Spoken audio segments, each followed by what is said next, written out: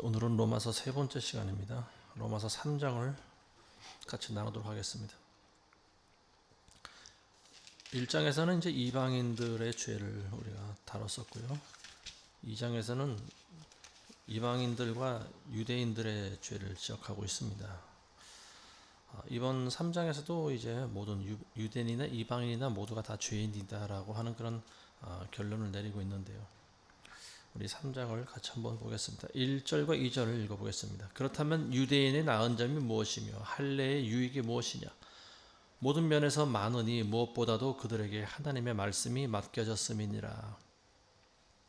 유대인들이 본인들이 어떤 그런 가지고 있었던 특권 의식이라고 하는 것은 하나님께서 자신들에게만 주신 율법이 있었고요. 그리고 또 모든 남자들에게 그 할례를 받으라고 그래서 이 할례와 율법이 두 가지를 통해서 본인들은 이제 굉장한 특권 의식을 가지고 살아갔다라고 하는 거죠.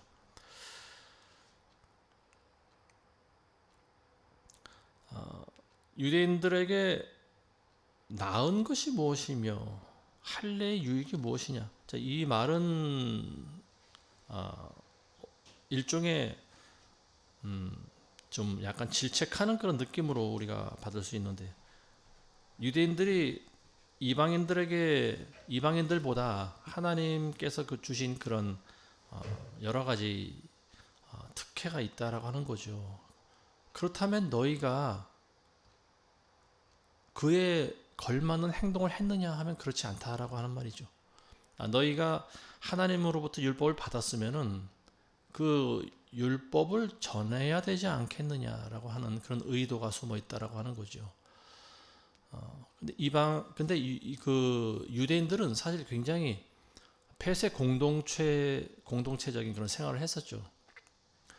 분명히 그 하나님의 율법에 보면은요, 이방인이라 할지라도 그 유대인들의 공동체 안에 들어오면은 그들에게도 같이 율법을 지키며 살아갈 것을 권유하고 있다라고 하는 거예요.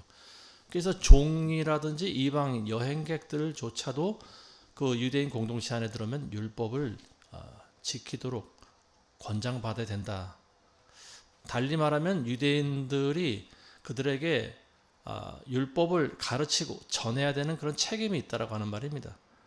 근데 이 사람들은 사실은 어떤 그런 본인이 하나님으로부터 받은 그런 특권 의식이라고 하는 겉으로 보여지는 것만 내세웠지 하나님의 뜻까지는 헤아리지 않았다라고 하는 거죠. 하나님께서는 구약 시대에도 유대인들을 통해서 많은 사람들에게 죄를 깨닫게 해주는 그 율법이 전해지는 것이 하나님의 선하신 뜻이 아니었나 싶습니다.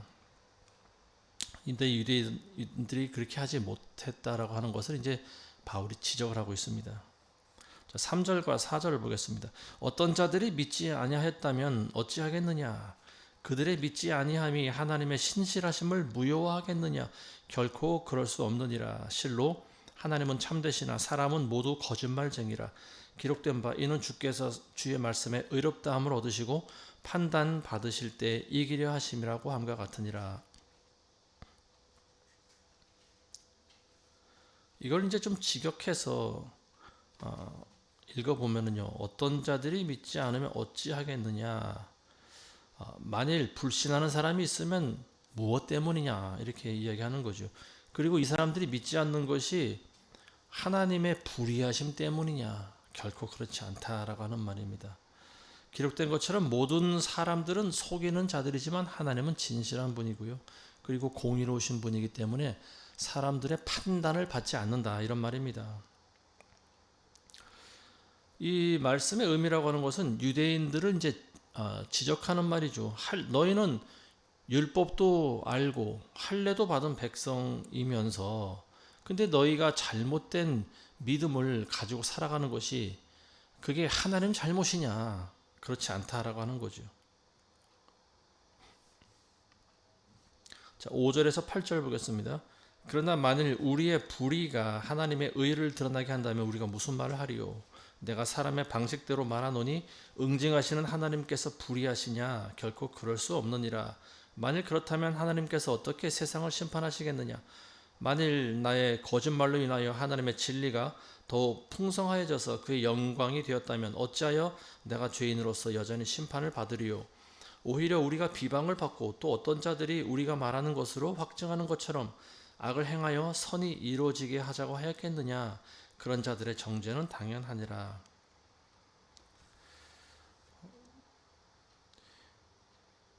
만일 하나님이 불의하시다면 어떻게 하나님께서 이 세상을 심판하시겠느냐. 그런 말씀이죠. 그리고 또 하나님을 불의하다고 하는 자들은 정죄받는 것이 마땅하다. 뭐 이런 의미 말씀입니다. 자, 9절에서 18절까지 보겠습니다. 그러면 어떠하냐? 우리가 그들보다 더 나은 것이냐? 결코 그렇지 아니하도다. 유대인들이나 이방인들이나 다 죄 아래 있다고 우리가 이미 증거하였느니라. 기록된 바와 같이 의인은 없나니 없도다. 한 사람도 없도다. 깨닫는 자도 없고 하나님을 찾는 자도 없도다.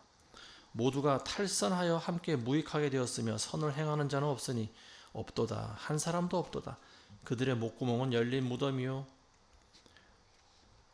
그들이 자기 혀로는 속였으며 그들의 입술 아래에는 독사의 독이 있고 그들의 입은 저주와 독설로 가득 차 있고 그들의 발은 피 흘리는 데 빠른지라. 파멸과 비참함이 그들의 길에 있고 그들은 평강의 길을 알지 못했으며 그들의 눈앞에는 하나님을 두려워함이 없도다라고 하였느니라. 여기서도 계속해서 바울이 지적하고 있는 부분은 유대인들의 나은 점이 없다라고 하는 말입니다. 유대인이나 이방인이나 모두가 다 죄악 가운데 있다라고 하는 말입니다. 자, 11절에 보시면은요, 깨닫는 자도 없고 하나님을 찾는 자도 없도다. 다른 말로 하면은 도를 찾는 자가 없다 이런 말입니다. 모두가 다 탈선했다. 탈선이라고 하는 것은 벗어났다라고 하는 말입니다. 그러니까 모든 인간들이 하나님의 길을 벗어났다라고 하는 거죠. 선을 행하는 자가 한 명도 없다라고 하는 말입니다. 자, 13절에서 14절 보겠습니다. 그들의 목구멍은 열린 무덤이요. 목구멍이 열린 무덤이다.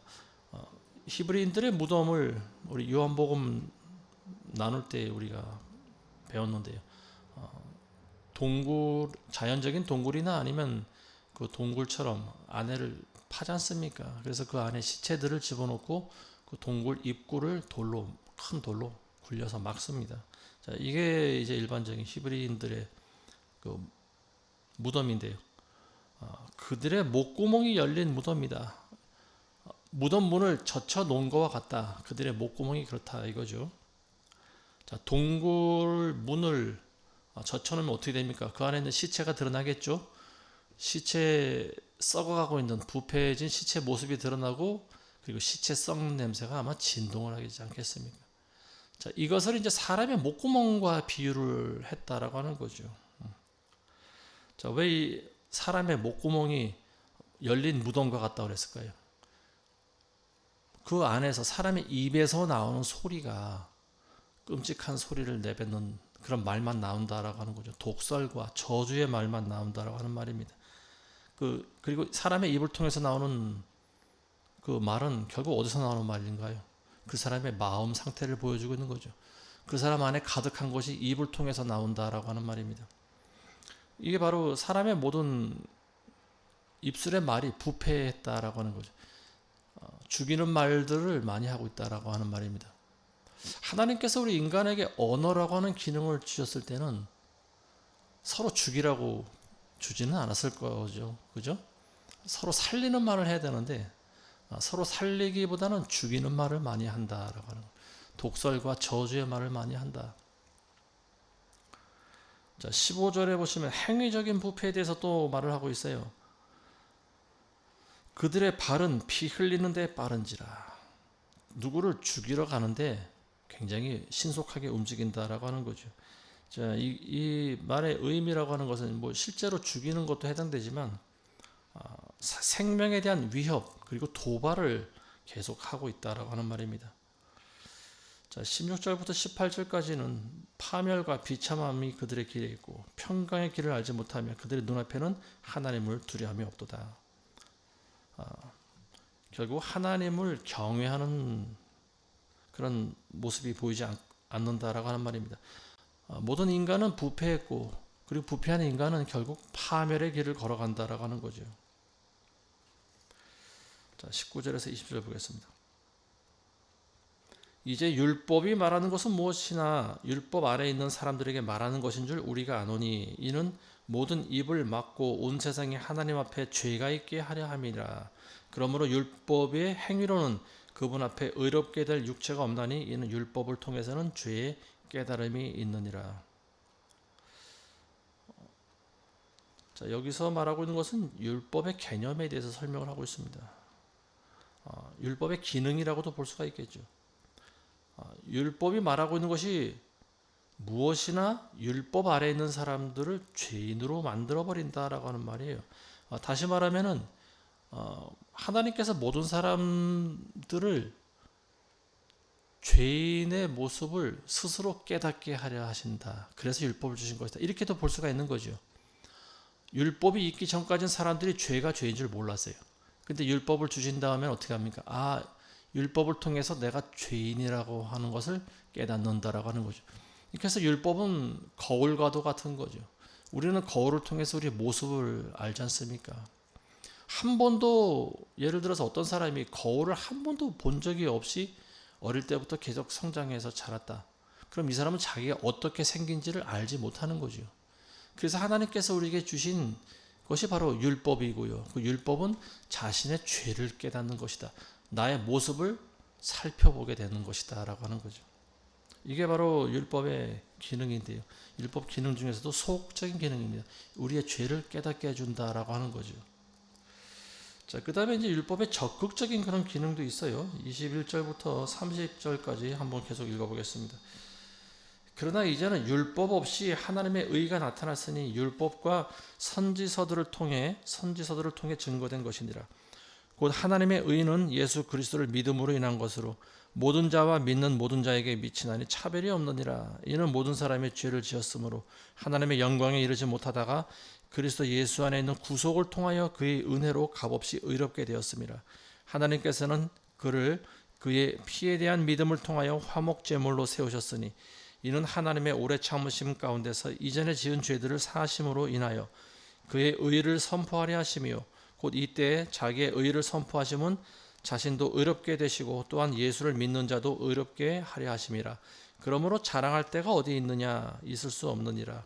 무슨 법으로냐? 행위의 법으로냐? 아니라 오직 믿음의 법에 의해서니라. 그러므로 우리는 사람이 율법의 행위들이 없이 믿음으로 의롭게 된다고 단정하노라. 하나님은 유대인들만의 하나님이시고 이방인들의 하나님은 아니시냐? 물론 이방인들의 하나님도 되시느니라. 정녕 할례자도 믿음으로 인하여 의롭게 되고 무할례자도 믿음으로 의롭게 하실 분은 하나님 한 분이시니라.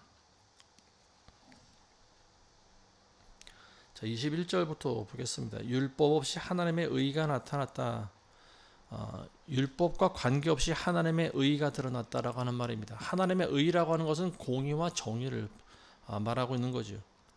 율법은 인간의 죄를 드러내고 그 아래에 둡니다. 그러니까 너가 죄인이다라고 하는 정죄까지 간다라고 하는 거죠. 근데 이 복음이라고 하는 것은 율법을 뛰어넘는 것이다라고 하는 거예요.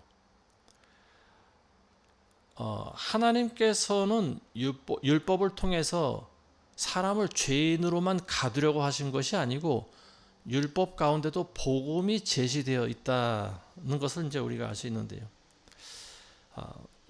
율법에 의하면은 사실 누구든지 죄를 지으면 죄에 대한 대가를 치러야 되는 거죠. 내 죄를 다른 사람에게 전가할 수가 없는 거예요. 피 흘린 사람이 본인도 자신도 피를 흘려야 되는 거예요. 근데 구약 속에 있는 이 율법을 뛰어넘을 수 있는 복음과 같은 기능이 있는데 그게 뭐냐면요.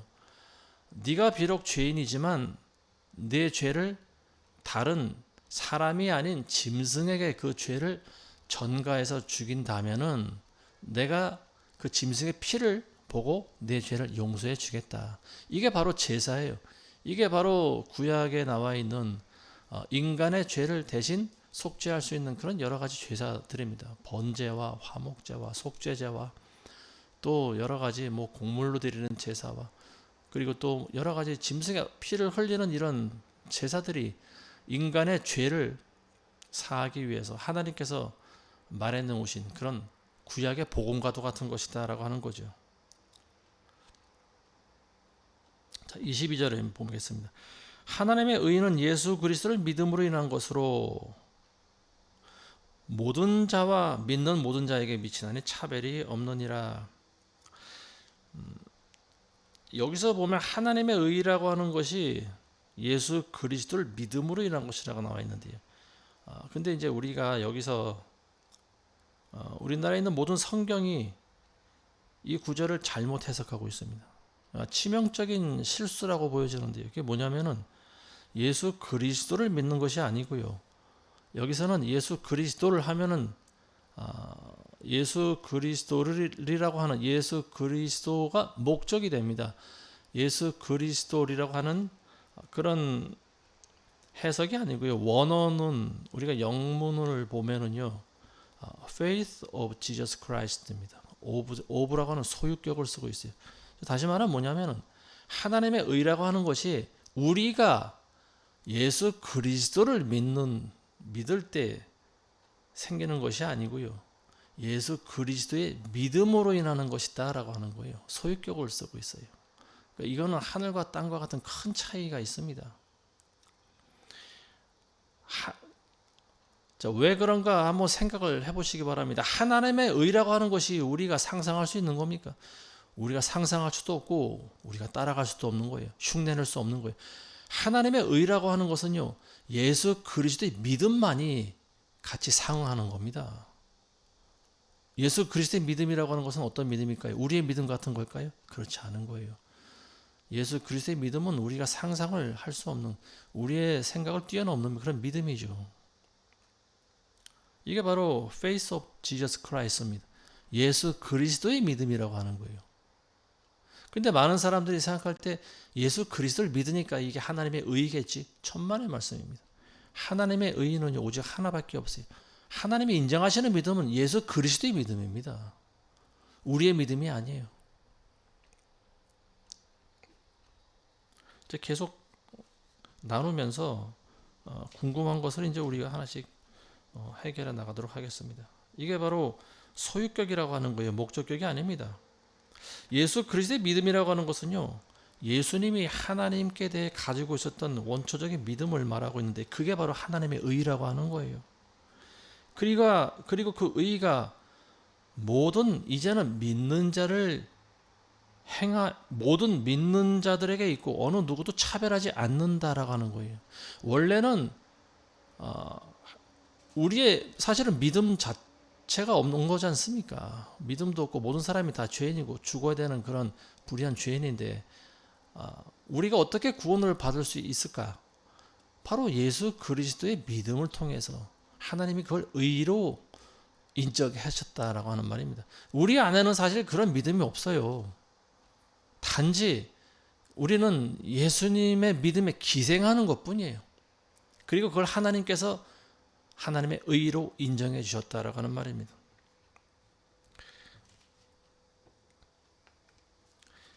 다시 한번 정리해서 말씀드리겠습니다. 하나님께서 인간에게 구원을 얻을 수 있는 의를 제시했습니다. 그리고 그 의는 내가 그분을 믿어서 오는 그런 의가 아니고요. 예수 그리스도께서 하나님 아버지를 신뢰하는 그 믿음 때문에 생긴 거라고 하는 거예요. 그리고 이걸 바로 의라고 한다라고 하는 말입니다. 그러니까 우리의 믿음이라고 하는 것은 사실 보잘것없는 거죠. 그렇지만 하나님이 우리를 인정해 주시는 까닭은 뭘까요? 네가 독생자 예수 그리스도를 믿음으로 말미암아 나는 예수 그리스도가 나를 믿는 그 믿음으로 인정해 주겠다라고 하는 거예요. 그러니까 우리의 믿음이라고 하는 것은 결국 예수님의 믿음에 올라타는 거죠. 기생하는 거예요. 그래서 하나님께서 그걸 인정해 주신다라고 하는 말입니다. 히브리서에 보면은 믿음의 창시자요 완성자라고 예수님을 소개하고 있습니다. 우리는 사실 믿음 자체가 없는 사람이고요. 우리가 예수를 믿는다라고 하는 것은요, 하나님이 인정해 주실 때 그리스도 자기 독생자의 믿음을 하나님께서 보시고 그나마 내 아들을 믿기 때문에 내가 너희를 내 아들의 믿음과 같은 의인으로 인정해 주겠다라고 하는 거예요. 우리 안에는 사실 그런 믿음이 없는 거죠. 예수님의 믿음이 어떤 믿음입니까? 예수님은 하나님과 사실은 동일하신 분이잖아요. 그럼에도 불구하고 아버지께 순종하신 분이 바로 예수님입니다. 그래서 하나님의 의라고 불리는 그런 믿음을 완성하신 분입니다. 믿음을 창시하신 분이 바로 예수님이세요. 자, 히브리서 5장 7절 이하에 보시면요, 예수님의 믿음에 대해서 이렇게 이야기합니다. 그는 육체로 계시는 날들 동안 자기를 죽음에서 구원하실 수 있는 분께 심한 통곡과 눈물로 기도와 간구를 드렸고 하나님께는 그의 두려워하심을 인하여 들으셨느니라. 그가 아들이라도 고난받은 일들로 순종을 배워서 온전하게 되심으로 자기에게 순종하는 모든 사람에게 영원한 구원의 근원이 되셨고 하나님께서는 멜기세덱의 계열에 따른 대제사장으로 칭함을 받았느니라. 예수님께서는 하나님의 아들이심에도 불구하고 고난을 통해서 순종함을 배웠다라고 하는 거예요. 이게 바로 예수님의 믿음이에요. 그리고 하나님이 인정하시는 의입니다. 그래서 이 믿음이라고 하는 것이 예수님에게 순종하는 모든 사람들에게도 영원한 구원의 근본이 되었다. 모든 구원의 본보기가 되었다라고 하는 거예요. 그래서 우리가 예수님을 믿을 때 예수님의 믿음으로 말미암아서 우리가 더불어 구원을 받게 된다라고 하는 말입니다. 자, 23절 보겠습니다. 자, 23절에 보시면 모든 사람이 죄를 지었으므로 하나님의 영광에 미치지 못하다가 하나님의 영광에 이르지 못하더니 하나님의 영광에 이르지 못한다라고 하는 것은 하나님의 구원에 이르지 못한다라고 하는 말입니다. 조금 완곡하게 돌려서 말하고 있는 거죠. 24절에 그리스도 예수 안에 있는 구속을 통해 그의 은혜로 값없이 의롭게 되었느니라. 값없이 의롭게 되었다라고 하는 말이 바로 그거예요. 우리의 믿음을 하나님이 인정해 주신 것이 아니고 그리스도의 믿음을 보고 우리를 인정해 주셨다라고 하는 말이에요. 그리스도 예수 안에 있는 구속. 이제 여기서도 이제 조금 우리가 자세히 살펴볼 필요가 있어요. 구속이라고 하는 단어는 영어로 redemption이라고 합니다. redemption. 이 구속이라고 하는 말은 뭐냐면 돈을 주고 노예를 사왔다라고 하는 말이에요. 돈을 주고 값을 치렀다고 하는 말입니다. 이걸 구속이라고 하는 거예요. 이 구원과는 다른 거예요. 구원은 우리가 세이브라고 하지 않습니까? 구속했다라고 하는 것은 뭐냐? 예수님께서 값을 주고 비참하게 노예로 살아가고 있던 우리 인간을 돈 주고 사셨다라고 하는 거예요. 얼마나 주고 사셨을까요? 값으로 따질 수 없는 거죠. 왜냐하면 예수님의 피값을 주고 사셨다라고 하는 거예요. 그래서 그걸 구속이라고 합니다. 이건 구원과 다른 거예요. 구속이라고 하는 것은 구원의 시작이다라고 하는 거죠. 이 구원이라고 하는 것은요, 구속으로부터 시작해서 우리가 하나님의 본성에 이르기까지 영화의 단계에 들어가기까지 그 모든 과정을 말합니다. 이걸 우리가 성화라고도 하고요. 어쨌든 긴 과정이에요. 전체적인 부분을 우리가 구원이라고 합니다. 구원이라고 하는 것이 한순간의 어떤 시작점이라고 보는 견해가 있는데 그건 사실은 잘못된 겁니다. 구원의 시작을 바로 우리가 구속이라고 하는 거예요. 어느 한순간의 문제가 아니고 삶의 전 과정을 우리가 구원으로 보는 거죠. 이스라엘 백성들이 홍해를 건너서 광야로 들어왔는데 홍해 바다를 건넜을 때 이게 구원받은 것이 아니에요. 이걸 바로 구속이라고 합니다. 노예되었던 이스라엘 민족들을 돈 주고 사오지 않습니까? 예수님께서 사오신 거예요. 그래서 이 사람들을 홍해 바다를 건너게 하신 거죠. 홍해 바다를 거저 건널 수 있었나요? 그렇지가 않지 않습니까? 유월절을 통해서 유월절을 겪었잖아요. 유월절 피가 바로 예수 그리스도의 보혈을 의미하는 거죠. 양의 피를 문설주마다 전부 발라서 이스라엘 민족들은 살아났죠. 그리고 홍해를 건넌 거예요. 근데 그 애굽에 있던 모든 장자들은 다 죽임을 당했지 않습니까? 자, 예수 그리스도의 피를 힘입고 그 어린 양의 고기를 먹고 힘을 내서 이 사람들이 드디어 노예된 상태에서 벗어났다. 이게 바로 구속입니다. 이걸 리뎀션이라고 해요. 홍해 바다를 건넌 것이 곧 구원이라고 하는 것이 아니죠. 구원이라고 하는 것은 구속부터 시작해서 요단강 건너기까지 그 모든 과정을 우리가 구원이라고 합니다. 구원은 요단강 건너는 거예요. 근데 그 중간에 구속함 받은 백성들이 거쳐야 될 단계가 있죠. 바로 이 40년간의 광야 세월이에요. 광야 세월을 40년 동안 거치면서 계속 광야를 돌아다니는 거죠. 어떤 사람들은 그 안에서 죄악 가운데 죽임을 당하고요.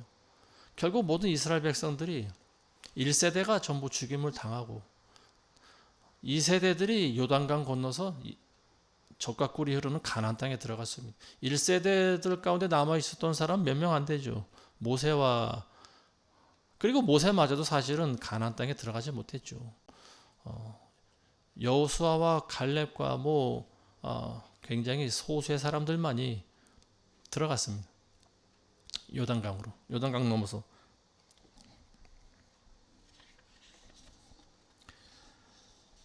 구속받은 백성들이 해야 할 일들이 있어요. 여기 광야를 거치는 일입니다. 이 이스라엘 백성들은 홍해 바다를 건너서 40년 동안 하나님께 순종해야 됐고요. 모세에게 복종해야 됐습니다. 그리고 철저히 자기 자아를 죽이는 훈련을 받았고요.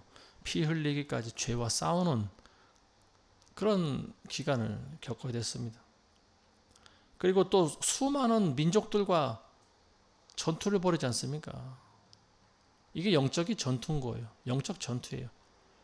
광야를 살아가면서 그리스도인들은 치열하게 살아갑니다. 그냥 순탄하게 가는 것이 아니에요. 구속이라고 하는 것은 값없이 받는 것이라고 보여집니다. 내가 그리스도를 믿을 때 그분의 의가 내가 전가돼서 내가 그리스도인이 되었다라고 하는 거죠. 그럼 이 사람 아무것도 안 해도 되냐? 그렇지가 않다라고 하는 거예요. 광야 세월을 거치면서 그리스도인들이 해야 할 일을 해야 된다라고 하는 거죠. 사단의 공격을 막아내야 되고요. 부단히 공격해오는 그런 죄와 피를 흘리면서까지 싸워야 되는 치열한 영적 전투가 있어야 되는 거예요. 그걸 전체적인 걸 우리가 보면 신약의 용어로 보면 십자가의 삶이다 이렇게 볼 수가 있는 거죠. 근데 그게 사실 우리 힘으로는 잘 되지 않아요. 그래서 예수님께서 보내시는 존재가 보혜사 성령이십니다. 우리는 성령과 더불어 그 광야길을 걸어갈 수가 있는 거죠. 다시 말씀드리면 구속이라고 하는 것은 값없이 얻게 된 거지만은요. 예수 그리스도의 피값 주고 사신 값없는 은혜지만 구원에 이르기까지 싸우는 것은 우리가 스스로 싸워야 된다. 그리고 우리가 스스로 싸우는 것 같지만 실상은 성령께서 우리를 도와주신다라고 하는 거죠. 자, 고린도전서 15장 2절에 보시면요. 만일 너희가 내가 전한 그 말을 굳게 지키고 헛되이 믿지 아니하였으면 그로 말미암아 구원을 얻으리라. 믿기만 하면 구원을 얻으리라가 아니죠. 그 말을 굳게 지키고 헛되이 믿지 않아야 구원을 받을 수 있다라고 하는 말입니다. 자, 베드로후서 2장 20절에도요 보면 만일 그들이 우리 주 되신 구주 예수 그리스도를 알므로 세상의 더러움을 피한 후에 다시 얽매이고 나면 나중 형편이 처음보다 더 심하리니. 예수 그리스도를 알았다라고 하는 것은 구속함을 받았다라고 하는 거죠. 마음으로 믿었다라고 하는 거예요. 그렇지만 세상의 더러움을 피한 후에 다시 얽매이고 나면 이게 뭡니까? 영적 전투를 하지 않고 스스로 가만히 있다가 결국은 죄로 우리가 공격당하는 거죠. 죄로 덮이는 걸 이야기하는 거예요. 그렇게 되다 보면 우리 영적인 상황이 처음보다 더 심해진다, 더 형편없어진다라고 하는 거예요. 요한복음 15장 6절에도 사람이 내 안에 거하지 아니하면 가지처럼 밖에 버려져 마르나니. 사람이 내 안에 거해야 된다라고 하는 말은요. 그리스도인들에게 하는 말입니다. 그리스도인들은 예수님 안에 꼭 붙어 있어야 된다라고 하는 말이에요. 근데 예수님 안에 거하지 않으면 어떻게 됩니까? 가지처럼 마른다라고 했어요. 가지는 줄기에 붙어 있어야 됩니다. 그래서 줄기가 공급하는 진액을 받아서 윤택해져야 되는 거예요. 그래야 열매를 맺을 수가 있는 거예요. 근데 하나님의 말씀 안에 거하지 않는다라고 하는 것은요, 가지가 줄기에 붙어 있지 않는 것과 똑같은 거예요. 영양분을 공급받지 못하면 어떻게 됩니까? 결국 도태되고 말라지는 거예요. 죽어지는 거예요. 그럼 사람들이 그걸 모아서 어떻게 합니까? 불쏘시개로밖에 쓰지 못하는 거죠. 그리스도의 삶이라고 하는 것이 바로 이와 같습니다. 구속받고 난 다음부터 우리가 해야 할 일이 있어요. 하나님의 말씀을 계속 먹는 일이에요. 만나와도 같은 말씀을 먹어야 우리가 살아갈 수가 있는 거죠. 근데 나는 구속함 받았기 때문에 구속을 구원과 같이 일치시키는 사람들은요, 아무것도 안 할 수 있다라고 하는 말이에요. 그러면 안 된다라고 하는 거죠. 자, 히브리서 10장 26절에도 보면요, 우리가 진리를 아는 지식을 받은 후에 짐짓 죄를 범한즉 다시 속죄하는 제사가 없고. 진리를 아는 지식을 받았다. 예수 그리스도가 누군지 알았다라고 하는 거예요. 그리고 그분을 믿을 때 그분의 의가 나에게 전가돼서 내가 구속함을 받았다라고 하는 거예요. 근데 그 다음에 계속 자기가 짐짓 죄를 범한다. 일부러 죄를 고의로 죄를 계속 범한 삶을 살아간다라고 하는 거예요. 물론 모든 사람들이 다 죄 가운데 있기 때문에 죄를 안 짓고 살 수는 없다고 보여집니다. 그렇지만 계속 그렇게 살아가는 거예요. 중간에 회개도 없고 하나님의 말씀도 없고 자기의 어떤 삶을 터나는 것이 없고 처음과 같이 살아간다라고 하면요, 결국 그 속죄라고 하는 것, 그리스도의 속죄라고 하는 것이 이 사람에게는 작용하지 않는다라고 하는 말이죠. 우리가 구원에 합당한 삶을 살아가야 된다라고 하는 말이에요. 그건 우리의 책임입니다. 구원받은 사람이 지옥에 갈 수 있을까요? 이렇게 말하는 것 질문 자체가 잘못됐어요. 구속함을 받은 사람이 지옥 갈 수 있을까요? 이렇게 말해야 되는 거죠. 지옥 갈 수 있다라고 하는 거죠. 왜냐하면 그 이후의 삶 가운데 본인이 계속 선택을 해야 되는 거예요. 우리가 지옥에 간다면 그 책임은 바로 하나님께 있는 것이 아니고 우리에게 있다라고 하는 말입니다. 자, 25절과 26절 보시면요, 하나님께서 그를 그의 피에 대한 믿음을 통해 화목 제물로 세우셨으니 이는 하나님의 오래 참으심 가운데 이전에 지은 죄들을 사하심으로 인하여 그의 의를 선포하려 하시며 곧 이때 자기의 의를 선포하시면 자기도 의롭게 되시고 또한 예수를 믿는 자도 의롭게 하려 하심이라. 25절과 26절, 이게 바로 복음입니다. 하나님께서는 예수님의 피에 대한 믿음을 통해 화목제물로 세우셨다, 이렇게 나와 있습니다. 화목제물. 레위기를 읽어보신 분들은 구약의 제사에 대해서 아마 어느 정도 개념을 잡고 계실 겁니다. 구약의 제사라고 하는 것이 거의 다 피 흘리는 제사지 않습니까? 근데 하나님께서 예수님의 피를 통해서, 그리고 그 피를 믿는 자들을 하나님께서 구속하신다라고 하는 말이죠. 그 예수님이 피를 흘리셨다라고 하는 사실, 예수님이 화목제물이 되셨다라고 하는 그 사실을 우리가 믿어야 된다라고 하는 말이죠. 이 화목제물이라고 하는 단어를 우리가 한번 주의 깊게 생각을 해보면, 화목제물이다라고 하는 것은 죄인을 대신해서 내놓는 제물을 이야기합니다. 이게 엄격히 말하면 화목제물이다라고 하는 것은 속죄의 일부라고 하는 거예요. 우리 인간이 하나님께 죄사함을 받을 수 있는 속죄의 그 속죄의 일부로 드리는 제사가 바로 이 화목제물이다라고 하는 거예요. 그러니까 엄격히 말하면 이걸 직역하면은요, 하나님께서 예수 그리스도를 속죄로 세우셨다, 이렇게 해석이 가능합니다. 예수님께서 친히 속죄소가 되셨다라고 하는 말이에요. 속죄소가 뭔지 아시죠? 언약궤, 법궤라고도 하는 그 언약궤의 뚜껑을 속죄소라고 합니다. 속죄소 위에는, 속죄소 전체가 금으로 만들어져 있죠. 그리고 그 위에는 두 그룹 천사가 날개를 이렇게 쭉 벌리고 서로 마주보는 자세로 있습니다. 여기가 속죄소라고 하는 거예요. 법궤는 뭡니까? 언약궤는 뭐예요? 말 그대로 하나님과 인간과의 언약을 상징하는 물건들이 들어있지 않습니까? 근데 그 안에 들어있는 물건이 십계명 돌판이 있었고 아론의 쌍난 지팡이 그리고 만나를 담았던 금 항아리가 있습니다. 이 물건들이 무엇을 상징하는지 우리가 생각을 해봐야 됩니다. 무슨 금으로 만든 신령한 보물이 아니죠. 이 세 가지는요, 우리 인간들의 죄악을 보여주는 거예요. 그리고 하나님의 진노를 상징하는 물건들이 들어있습니다. 돌판, 이 십계명 돌판 사건을 우리가 기억을 해야 됩니다. 이 돌판이 상징하는 의미는 뭐냐? 우리 인간들은 하나님을 믿지 않는다라고 하는 말입니다. 그래서 하나님의 진노를 사서 우리 인간들이 죽었다라고 하는 거죠. 이 돌판, 이걸 이제 우리가 한번 생각을 해봐야 돼요. 모세가 십계명 돌판을 받으러 갔을 때 밑에 있던 인간들이 어떻게 합니까? 금송아지를 숭배하죠.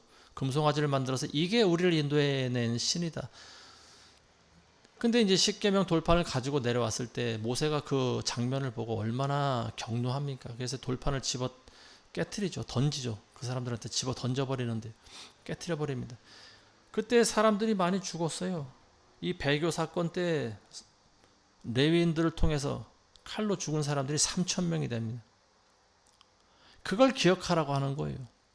그래서 하나님께서 그 언약궤 안에 이 십계명 돌판을 두 번째 돌판이죠. 그걸 집어넣게 하신 겁니다.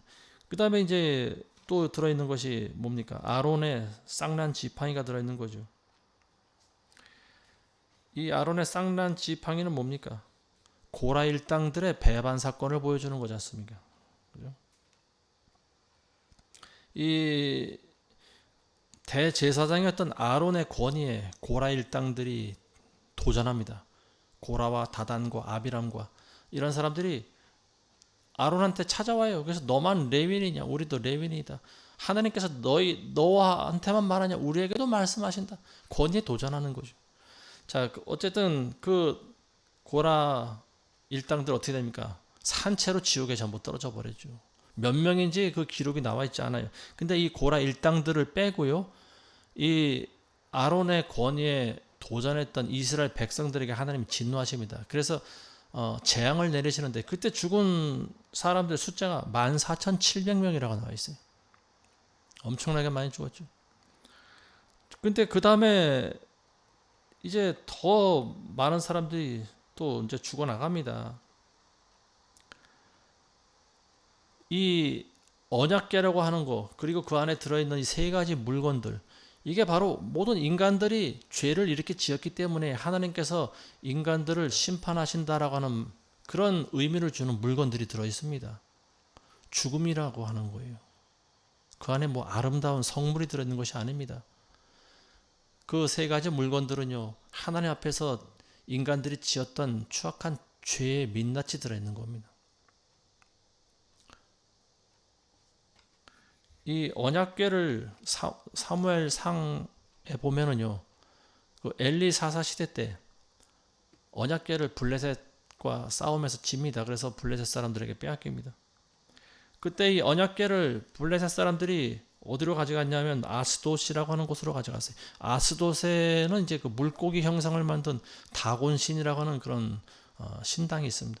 근데 거기다 세운 그 언약궤를 갖다 놨는데 그 다음날 가보니까 어떻게 됐어요? 물고기 그 신상이 우상이 쓰러져 있었죠. 그래서 깨집니다. 그래서 이 사람들이 이제 겁을 집어먹죠. 그래서 이걸 다른 곳으로 옮겨요. 뭐 아스도에서 또 가드 지역으로 옮겼다, 에그론으로 옮겼다. 근데 가는 곳마다 하나님께서 그 지역에 재앙을 내리십니다. 그래서 수많은 사람들이 죽어요. 그러니까 이제는 안 되겠다 싶어서 베세메스로 보냅니다. 이스라엘에 속한 그 지역으로 보내요. 그랬더니 이제 사람들이 기뻐합니다. 그래서 소를 잡아서 뭐 잔치를 열고 하나님께 제사를 드리고, 근데 사람들이 하지 말아야 될 행동을 했어요. 왜냐하면은 그 궤 안을 들여다본 거예요. 그 속죄소 안을 열고 그 안에 무엇이 들었나 아마 들여다본 겁니다. 근데 그때 몇 명이 죽었냐 하면은요, 5만 70명이 죽었다고 나와 있어요. 이 하나님의 언약궤라고 하는 것이 그렇게 무서운 물건입니다. 자비로운 물건이 아니에요. 무서운 물건이에요. 그 안을 들여다보는 순간 다 죽는 겁니다. 왜냐하면 그거는 우리 인간들이 하나님을 진노하게 한 그 물건들 세 개가 다 들어있기 때문에 그래요. 그러니까 그 상징하는 물건들, 그걸 그 사건이 하나 있을 때마다 수만 명, 수천 명씩 사람들이 죽어나간 거예요. 그래서 이거를 집어넣어놓고 너희는 이것을 보면은 너희도 죽음을 당한다라고 하는 거죠. 어찌 보면 죽음의 성물입니다. 언약궤라고 하는 것이. 근데 그것이 성물로 인정받을 수 있는 것이 무엇이냐? 바로 속죄소 때문에 그래요. 언약궤를 덮는 뚜껑이 있기 때문에 인간들이 그걸 봐도 살 수 있는 거예요.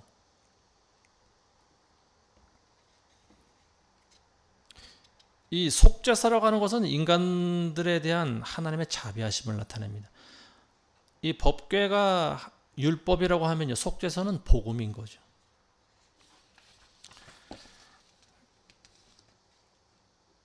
그래서 아까 말씀과 같이 25절에 보시면 하나님께서는 그의 피에 대한 믿음을 통하여 화목제물로 세우셨다. 이게 바로 뭐냐?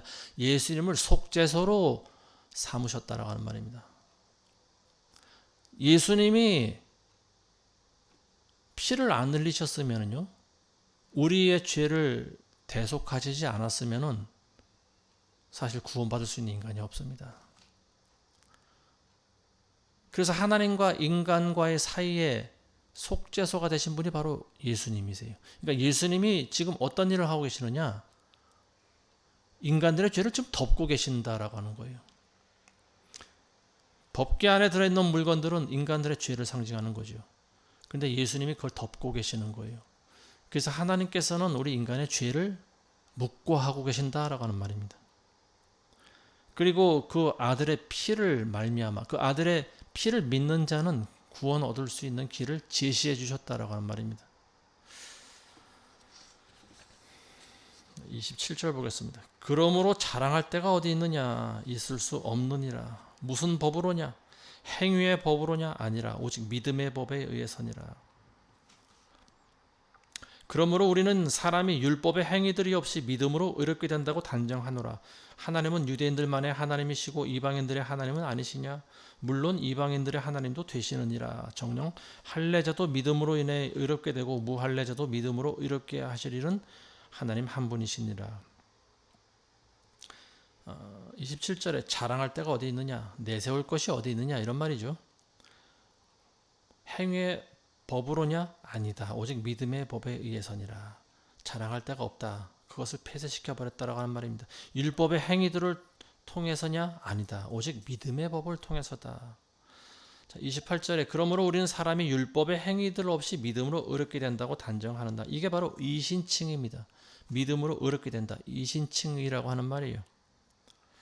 율법이라고 하는 것은 곧 사망 고지사나 다름이 없습니다. 어떤 인간도 의롭지 않고 죽는다라고 하는 말입니다. 그렇지만 오직 믿음에 의해서 의롭게 된다라고 하는 말이에요. 자, 로마서가 말하고 있는 구원이라고 하는 것이요, 오직 믿음으로 구원받는다라고 하지만 우리가 아무것도 하지 않아도 구원받는다라고 하는 그런 의미가 아니에요. 아까도 말씀드렸지만 우리의 의라고 하는 것은 예수님의 의에 기생하는 겁니다. 예수님의 믿음과 우리의 믿음이 결합되어야 되는 거예요. 그래서 구원에 이른다라고 하는 거죠. 예수님의 믿음이라고 하는 것은요, 시작은 값없이 우리가 믿는 거죠. 구속함이라고 하는 것은 값없이 받게 된 거죠. 근데 그 예수님의 믿음, 우리의 믿음이 아니고 예수님의 믿음이에요. 예수님의 믿음은 아들이시면서도 하나님께 철저히 복종한 그런 믿음이에요. 그리고 낮아지고요, 죽기까지 순종한 그 믿음을 우리가 본받아야 된다라고 하는 거죠. 이게 바로 로마서의 가르침이에요. 근데 대부분의 사람들이요, 구원이라고 하는 것이 구속에다가 내가 믿어야 할 믿음이 더해졌다라고 하는 것을 잘 몰라요. 그냥 구속함 받았으면, 죄사함 받았으면 내가 구원받은 거 아니야? 이렇게 생각을 한다라고 하는 거죠. 그것이 아니라고 하는 거예요. 이걸 잘 생각해야 됩니다. 구속함이라고 하는 것은 구원이라고 하는 큰 그림의 시작의 일부분이었다. 시작의 처음이다. 시작에 불과하다라고 하는 거예요. 예수님이 십자가에서 내가 다 이뤘다라고 말씀하셨기 때문에 나는 그분을 믿기만 하면 구원받은 거 아니냐? 아니에요. 그걸 바로 구속이라고 합니다. 예수 그리스도의 피 흘리심을 보고 믿을 때 우리는 구속함을 받은 거예요. 죄 용서함을 받은 거예요. 근데 구원이라고 하는 것은 광야를 거쳐야 되고 영적 싸움을 해야 되고 자아를 부인해야 되고 십자가의 삶을 살아가야 되는 거예요. 이 과정을 거친 다음에 요단강을 건너가는 것이 그것이 진짜 구원입니다. 물론 구원받은 사람들은 하나님의 성령께서 구속함 받은 사람도 성령을 보내주시죠. 근데 우리가 참 알 수 없는 것이 있어요. 어떤 사람은 성령의 인도함을 받는 것 같은데 어떤 사람은 구속함을 받은 것 같은데 결국 멸망의 길로 가는 사람들도 있지 않겠습니까? 물론 누가 지옥 갔는지 천국 갔는지 우리는 알 수가 없어요. 단지 우리는 짐작할 뿐이에요. 하나님의 입장에서 보면 누가 구원받을 사람인지 구원받지 못할 사람인지 하나님은 아신다라고 하는 거예요. 왜냐하면 하나님께서는 우리의 선택까지도 아신다라고 하는 거죠. 근데 우리는 그걸 몰라요. 그러니까 우리는 교리를 말할 때 한 번 받은 구속을 가지고 구원받았다라고 말하면 안 된다라고 하는 말이죠. 지난 주일날도 제가 말씀드렸지만 예정과 선택은 분명히 작용을 합니다. 그리고 우리는 그걸 각각 따로 떨어뜨려서 교리를 만들면 안 된다라고 하는 거죠. 예정도 있고 하나님의 예정도 있고 그리고 우리의 선택하심도 있다라고 하는 거예요. 우리는 몰라요. 누가 하나님께서 구원받기로 예정한 사람인지 우리는 모른다라고 하는 거예요. 그럼 우리는 무엇을 할 수 있느냐? 내가 구원받았다는 확신도 없이 나는 살아가야 되느냐? 그런 것이 아니라고 하는 거예요. 본인은 확신을 가지고 살아가죠. 내가 예정받은 사람이구나. 그걸 믿는 거예요. 그러면서 내가 해야 할 일이 있어요. 그게 뭐냐면 나에게 주어진 의무를 내가 감당하는 거죠. 그건 끊임없이 선택을 하는 거죠. 예정된 사람으로 살아가는 계속 선택을 하는 거예요. 넓은 길이 나타날 때 좁은 길을 찾아가야 되고요. 죄를 짓고 싶은 유혹이 다가올 때 죄를 멀리 해야 되고요. 세상에 있는 것들로부터 나 자신을 구별해야 되고요. 세상의 소리를 듣기보다는 하나님의 말씀을 들어야 되고요. 이런 것들이죠. 원수도 사랑하라고 하신 그 말씀을 실천하는 것.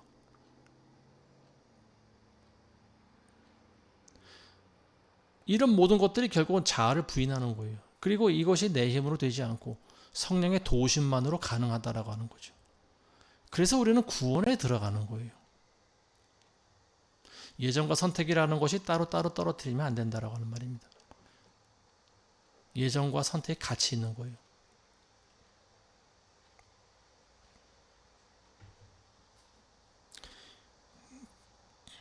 예정에 대해서 이야기할 때 예정론을 주장한 사람이 칼빈이죠. 이 칼빈주의라고 하는 것은 무엇이냐?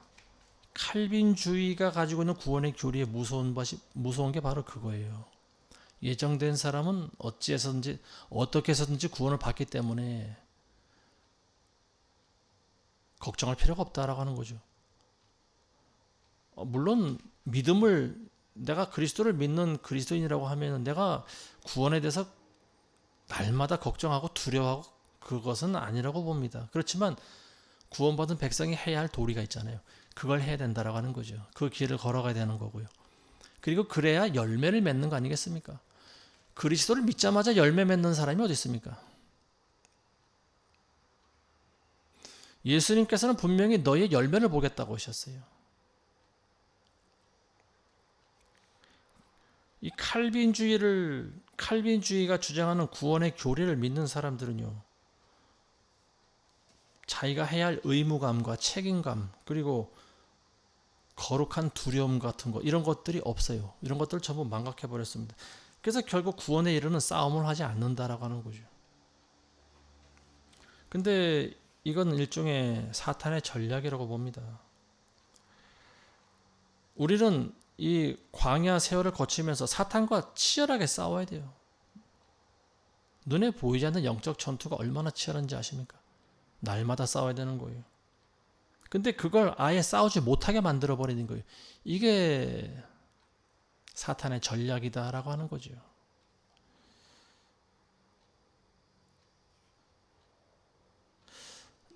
지금 우리나라의 상황을 보면은 지금 그 말씀이 어느 정도 적용이 되는 것 같아요. 많은 전쟁을 겪어보지 못한 세대들이 가지고 있는 막연한 평화에 대한 그런 기대와 생각, 이런 것들이 지금 우리나라 국민들 가운데 있는 것 같습니다. 우리는 지금 이렇게 잘 살고 있잖아. 그리고 미국이 우리를 도와주고 있잖아. 그리고 70년 동안 전쟁이 한 번도 없었잖아. 앞으로도 전쟁이 없을 거야. 뭐 이런 식의 생각. 근데 그게 잘못된 생각이다라고 하는 거죠. 결국은 이런 상황에서 만약에 중국이나 북한이 쳐들어오면은요, 우리는 속수무책으로 당할 수밖에 없어요. 안보의식이 결여되어 있는 사람들은요, 아무리 무기가 좋아도 싸울 용기조차 내지 못하는 거예요. 그게 가장 무서운 겁니다. 아무리 우리가 경제 대국이고 무기를 잘 만든다 할지라도요, 안일한 이런 안보의식을 가지고 있는 사람들은요, 싸우지를 못해요. 싸울 생각을 하지 못하는 거예요. 안일하게 만들어 버리는 거예요. 이게 사실 우리 대한민국의 가장 큰 적 아니겠습니까? 가장 무서운 적이 바로 생각의 적입니다. 사상 전쟁이다라고 하는 거예요. 공산주의자들은 적을 어떻게 요리하는지를 잘 알고 있습니다. 수십 년 동안 준비해 왔잖아요. 간첩들이 이미 우리나라에 들어와서 여러 분야에 다 침투를 해버렸습니다. 지금은 우리 스스로 무엇을 어떻게 해야 되는지조차 모르는 상황이에요. 누가 대통령이 돼도 상관이 없고요. 공산주의자가 대통령이 돼도 상관이 없고요. 우리는 그냥 잘 먹고 잘 살기만 하면 돼라고 하는 거예요. 이게 바로 저들의 전략이다라고 하는 거죠. 이미 전방위적으로 모든 요소에 간첩들이 들어와서 우리나라를 장악해버리지 않습니까? 적들이 쳐들어와도 지금 아마 총 들고 나가 싸울 수 있는 군인들이 얼마나 될까? 저는 그게 좀 걱정이 됩니다. 칼빈주의라고 하는 것이 이와 비슷하지 않나 싶습니다. 우리가 이미 한번 구원받았기 때문에 우리는 어떻게 살아가도 상관이 없어. 누군가가 우리를 지켜주겠지. 천만의 말씀이에요. 우리가 해야 할 일을 해야 된다라고 하는 거죠. 끊임없이 자아를 부인해야 됩니다. 선택이라고 하는 것을 왜 주셨어요? 하나님께서 우리에게.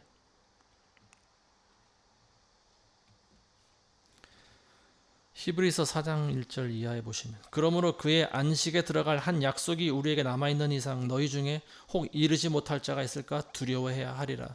실로 복음을 전해 들은 것은 그들이나 우리나 마찬가지나 전파된 말씀이 그들에게 유익을 주지 못한 것은 그것을 들은 자들이 믿음을 결합시키지 못했기 때문이라. 히브리서 4장 11절에도요. 그러므로 우리가 그 안식에 들어가도록 힘써야 하리니 이는 아무도 똑같은 믿음 없음의 본에 빠지지 않게 하려 함이라. 복음을 전해 들은 자들 가운데도 그들에게 유익이 되지 못하는 이유가 뭐냐? 복음을 자기 믿음과 결합시키지 못했기 때문이다. 믿음의 복음을 적용시키지 않았다. 달리 말하면 복음대로 살아가지 않았다라고 하는 말입니다. 하나님의 말씀대로 살지 않았다라고 하는 거예요.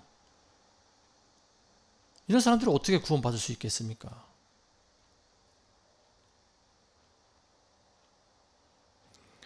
그래서 우리가 안식에 들어가기 위해서 우리는 힘써야 된다라고 한 말이죠. 힘써야 된다. 그리스도를 믿었으면 우리는 힘써 살아야 돼요. 치열하게 살아가야 됩니다. 한 번도 그렇게 살아가지 않은 분들은 구원받지 않은 백성이다. 저는 그렇게 봅니다. 왜냐하면 하나님의 말씀도 모르고 성경이 말하고 있는 것이 무엇인지도 모르고 그리고 본인도 그렇게 살고 싶은 마음도 없고 근데 어떻게 그런 사람들을 천국에 하나님께서 들이시겠습니까? 어떻게 제시한 구원의 길인데 하나님께서 우리 인간들 구원하기 위해서 가장 큰 걸 희생하셨지 않습니까? 자신의 생명을 주신 거잖아요. 독생자의 피를 흘리셨잖아요. 근데 어떻게 우리가 거저 먹습니까? 그걸. 믿음이 있다고 하면서 자기 마음대로 살아가는 사람들, 믿음이 없는 사람이죠. 아무리 우리가 복음을 전해 들었지만 그게 우리에게 유익하기 위해서는 어떻게 됩니까? 내 믿음에 적용을 시켜야 된다. 내 믿음에 결합시켜야 된다. 그 믿음대로 살아가야 된다. 하나님의 말씀대로 살아가야 된다라고 하는 거예요.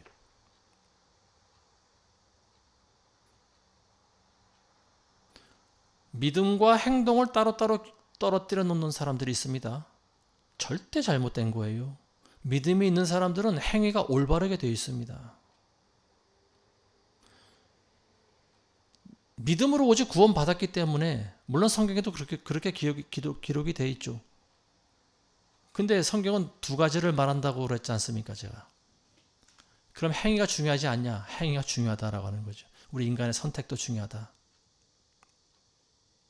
율법의 행위로서는 구원받을 육체가 아무것도 없지만 그럴 때 우리는 이제 예수 그리스도를 믿는 믿음으로 구원받는다라고 말을 합니다. 그렇지만 우리가 믿음으로 구원받을 때 구원의 길까지 가는 그 과정, 이 과정을 성경은 이야기를 하고 있습니다. 그 과정이 바로 광야의 여정이고요. 십자가의 길입니다. 십자가의 길에서도 다른 곳에도 예수님께서 설명을 해 놓으셨어요. 너희가 나를 따르려거든 너희를 자아를 부인하고 너희의 십자가를 지고 내 뒤를 따를 것이니라. 이 구원받은 사람들의 진짜 모습이에요. 근데 많은 사람들이 그냥 따라가려고 그래요.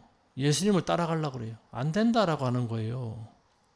십자가를 지고 가야 된다라고 하는 거죠. 우리가 아무리 복음을 들었어도 그 복음이라고 하는 것이 뭡니까? 복된 소식이잖아요. 그리고 예수님의 모든 말씀이 사실 다 복음이잖아요. 그 말씀대로 살아가야 된다라고 하는 거죠. 구슬이 아무리 많으면 뭐합니까? 우리 속담에 구슬이 서말이라도 꿰어야 이걸 다 실로 엮어야 그게 보배가 된다라고 하는 거예요. 자, 마지막 절입니다. 그렇다면 우리가 믿음으로 율법을 폐하겠느냐? 결코 그럴 수 없느니라. 오히려 우리가 율법을 굳게 세우느니라. 그러면은 이 복음이라고 하는 것이 율법을 뛰어넘는 것이기 때문에 율법을 없애버리는 것이 맞습니까? 어떤 사람이 그렇게 물어볼 때 그것이 아니다라고 하는 거예요. 오히려 우리가 율법을 굳게 세운다라고 하는 거죠. 오히려 율법이 완성된다라고 하는 말입니다. 예수님께서 마태복음 5장에 보시면 그런 말씀하십니다. 내가 율법이나 선지자들을 폐하러 온 줄로 생각하지 말라. 폐하러 온 것이 아니라 이루려고 왔노라. 진실로 너에게 말하느니 하늘과 땅이 없어지기 전에는 율법의 1.1획도 모든 것이 이루어질 때까지 결코 없어지지 아니하리라. 율법이라고 하는 것이 귀한 겁니다. 하나님이 주신 것은 다 귀한 거예요. 복음이라고 하는 것이 율법을 뛰어넘는 귀한 것이기 때문에 그렇지 율법이 나쁜 것이 아닙니다. 잘못된 것이 아니에요. 율법이라고 하는 것이 모든 인간이 다 죄인이고 죽을 수밖에 없다라고 하는 것을 알게 해주는 거잖아요. 근데 이 믿음으로 구원받는 것이 예수님을 통해서 우리에게 전해진 다음에 율법은 비로소 자기 자리를 찾아갔습니다. 율법의 자리가 어디입니까? 모든 인간은 다 죽는다라고 하는 거예요. 율법은 결국 모든 사람들에게 제시되는 사망 경고장이나 다름이 없어요.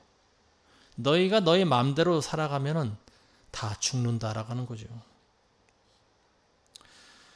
그래서 오늘 말씀을 이제 정리하겠습니다. 하나님께서는 자비로우신 분이죠. 그래서 모든 인간이 다 죄인이고 죽는데 그럼 어떻게 하겠느냐?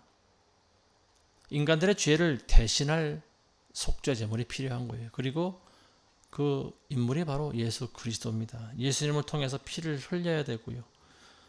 그리고 예수님을 속죄제로 삼으셨습니다. 속죄 제물이 되게 하시고 인간들의 죄를 덮는 속죄소가 되게 하셨어요. 그래서 속죄소에서 하나님께서 말씀하시지 않습니까? 내가 여기서 너와 만나겠다라고 말씀하시지 않습니까?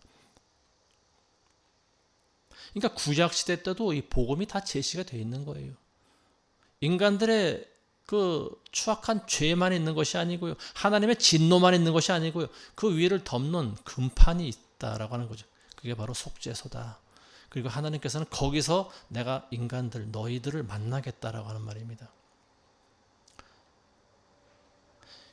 예수 그리스도의 피로 죄 사함을 받은 자들과 만나겠다라고 하는 말이에요. 이 예수님의 구속 사건은요, 율법을 폐하시는 사건이 아니고 오히려 이루신 사건이 되었다라고 하는 거죠. 그리고 구속과 구원은 다르고, 구속은 큰 그림의 구원의 일부 시작에 불과한 것이다라고 하는 거고요. 우리는 구속함 받은 우리는 십자가의 길을 걸어가야 됩니다. 요단강을 건너야 되는 거죠. 그래야 진짜 구원에 이르는 거예요. 우리 모두에게, 이 말씀을 듣는 모두에게, 우리 모두는 지금 광야길을 걸어가고 있지 않습니까? 앞으로 물리적으로도 실제적으로도 우리나라가 어찌 보면 광야와 같은 또 길을 걷는다고 볼 수가 있는데요. 어쨌든 뭐 지금 마지막 시대이기 때문에 우리나라뿐만이 아니고요. 이미 여러 가지 이런 악법과 불법들이 행해지고 있는 나라들이 지금 곳곳에 보여지고 있습니다. 그리고 예수님 말씀하신 것과 같은 말세 징조가 민족과 민족이 지금 서로 대적하는 일들이 보여지고 있고요. 그리고 또 여러 가지 이런 천재지변이 일어나고 있고요. 또 기근이 있고 여러 가지 재앙이 있습니다. 여러분들은 지금 이 광야 세월을 살아가고 있어요. 어쨌든 이 광야 세월을 살아가는 동안 여러분들은 먼저는 여러분들 자신을, 여러분들의 자아를 부인하시고 그리고 십자가의 길을 걸어가시기 바랍니다. 십자가에 못이 박혀야 돼요. 우리 힘으로 안 돼요. 우리 능으로 안 됩니다. 오직 성령의 도우심만으로 되는 거예요. 자, 오늘은 여기까지 하겠습니다. 기도하겠습니다. 하나님 아버지 감사합니다. 우리 인간은 모두 죄인입니다. 우리 인간은 하나님 앞에 모두가 다 죄인이며 율법은 우리의 죄를 깨닫게 해주고 비추는 거울과도 같아서 우리 인간은 결국 모두가 다 죽는다는 것을 율법을 통해 배우게 됩니다. 그러나 하나님께서는 하나님의 의를 이 땅에 제시해 주시고 하나님의 아들의 핏값을 통해서 우리 인간들의 죄를 덮어주셨습니다. 하나님의 그 사랑과 놀라운 은혜가 날마다 우리의 눈에 눈물이 되어 흐르게 하여 주시옵소서. 하나님, 웬 말인지 웬 은혜인지 우리는 알 수 없사나 독생자의 그 피 흘리심의 사랑으로 인해서 우리가 구원에 이르게 되었사오니 하나님, 우리도 이 세상 살아가는 동안 죽기까지 하나님을 배반하지 말게 하시고 애쓰고 힘쓰므로 말미암아 십자가의 길을 걸어가서 구원을 완성할 수 있는 우리 모두가 되게 도와주시옵소서. 예수님의 이름으로 기도드리옵나이다. 아멘.